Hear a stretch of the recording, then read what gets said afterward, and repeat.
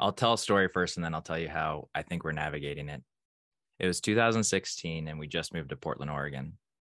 And we had a big project with a client for Mission Matters Group. And I stayed up not multiple nights very, very late while we're trying to move into our home. So boxes are everywhere, all this stuff.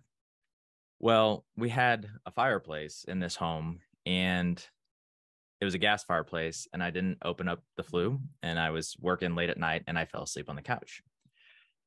The whole house wakes up at 3 a.m. in the morning to our carbon monoxide detector going off. And it's like 4 a.m. when like the alarm like goes, stops being very, very noisy. And Laura just looks at me. She's like, "What were you doing?" And I was like, "Working." And I fell asleep. And she's just like, "I freaking hate your job." Because it was in a season that I was taking too much. I had really unhealthy boundaries. And so she acknowledges that I have the mistress, but it better be in check, right? And I was taking too much. And so I think that story always thinks in is like sticking out of my head in terms of, okay, if she does this, how do I help her be aware of the boundaries she needs to put in place so that we don't have the carbon monoxide detector of life go off multiple times?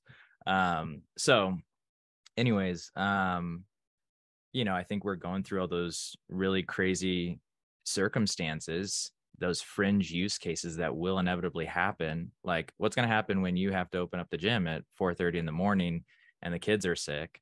And what are we going to do when, some of your trainers quit or, members are mad at you because there's a price increase from the franchise and there's nothing you can do about it.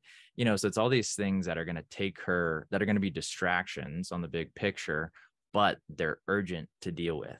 And so how are we going to have those conversations?